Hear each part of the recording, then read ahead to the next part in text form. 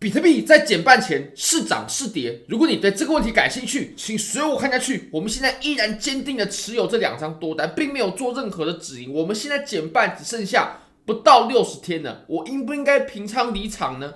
我们可以看到，我们现在总和的利润已经超过了300多万的台币，很接近400万的台币。那如果你也对交易感兴趣的话，非常欢迎你点击影片下方的 Bybit 链接。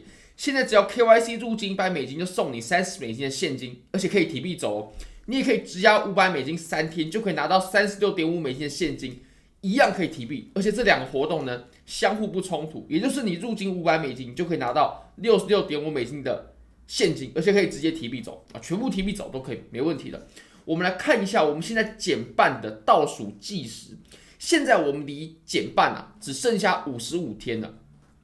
那预计呢？我们会在2024年的4月20号左右当然会有点小小的差异不过呢，会在4月20号左右，我们就会迎来减半了。那我们把这个时间点呢，用绿色线给标示起来它就会是我们下一次减半的时间点。那我们现在离减半呢，大概还剩下2个月的时间或者说比2个月要少一点点的时间。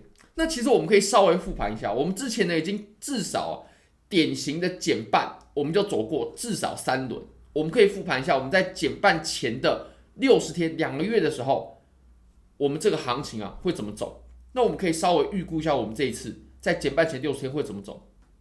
好，那我们就不得不提到上一次了。上一次就在2020年的5月，当时我们减半了，而且呢，我们在减半之前的60天我们经历了一个币圈非常惊心动魄的事情，就是312，当时比特币呢直接跌了60%，60%是个什么样的概念呢？就是我们现在的价格大概是5万，对不对？跌60%，直接剩2万，就大概是这种感觉，大概是这种概念现在5万，然后隔个几天起来剩2万了，就是当时312的感觉就是这么夸张。不过我们回复的速度呢非常非常之快。我们在很短的时间之内呢，又收回到了在下跌之前的位置。那当然了，我们从减半前的60天我们来稍微测量一下到现在的这个上涨呢，到减半的上涨大概是150%、160%左右我们就算150%好了大概在150%左右。那我们这个时候就不得不思考一下了，现在有没有可能出现一样在减半前出现像我们之前在312看到的那种下跌？其实当时的这波下跌呢，我们在下跌之前在这个位置的时候比特币终于回调结束了，并且开始上涨，那我们也即将迎来减半，很多人就提前布局在减半前先买现货，然后先做合约结果一波312来全部杀光光，很多人在当时甚至把现货都给割离场了。那其实庄家他也会因应当时的市场环境还有市场情绪去做变化。当时其实就是所有人都在追多，而且所有人呢都已经上车了。但我们可以思考一下，我们这一轮是不是跟当时呈现了一样的情况？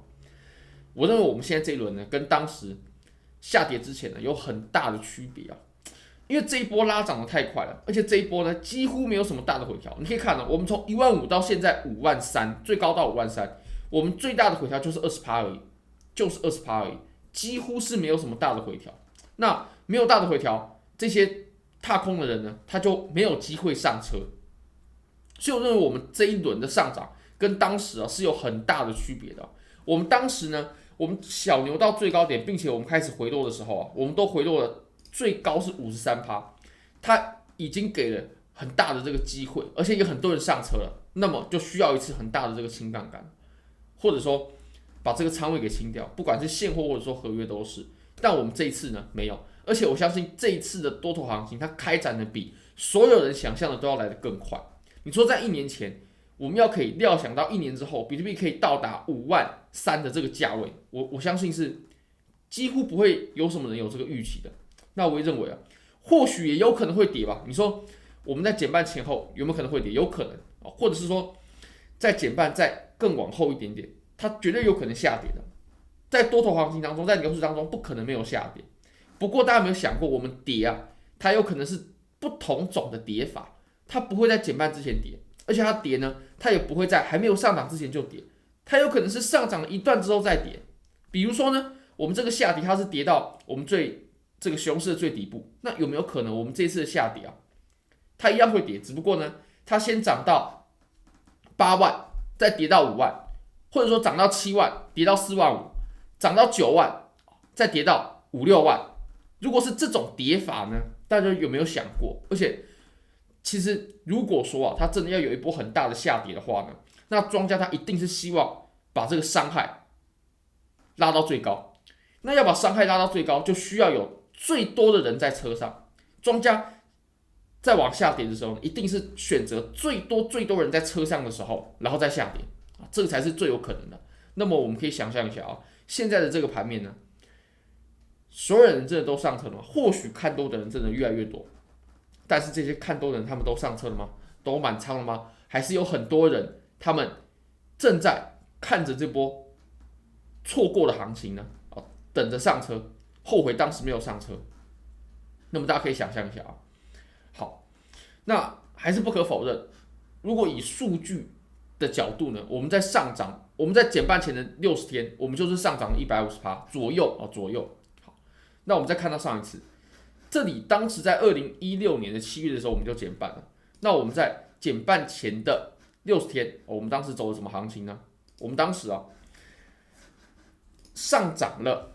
当然了，我们从最低点到最高点，我们上涨了82%左右啊。但如果说到减半哦，从减半前60天到减半，大概是上涨了60%左右，60%。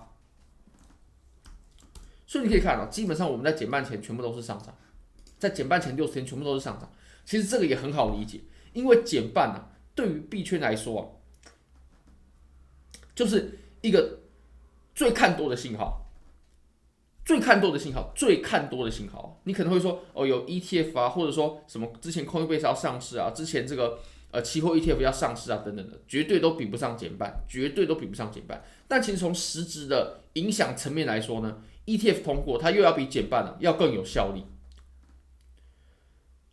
好，那我们再往前看，可以看到2012年啊，当时它也有减半，不过呢，如果我们往前推60天呢，我们可以发现。基本上，它在减半前60天呢没有什么波动啊，所以这个呢，我们就算它是0%吧，基本上在同样的位置做波动，所以我们可以稍微观看一下这3次，统整一下啊，基本上在减半前60天呢，它就没有下跌过，也就是我们在60天后啊，根据比特币过往的历史，它就没有下跌过，没有下跌，那只有可能是涨多涨少而已啊，甚至如果说我们可以做一个很粗略的估算了，你说这里150%，这里60%，那210%对不对？我们把它除以3，这里0哦，相加起来是210，210除以3是70%，70%。如果我们现在能迎来一个70%的上涨，比特币能到什么价位呢？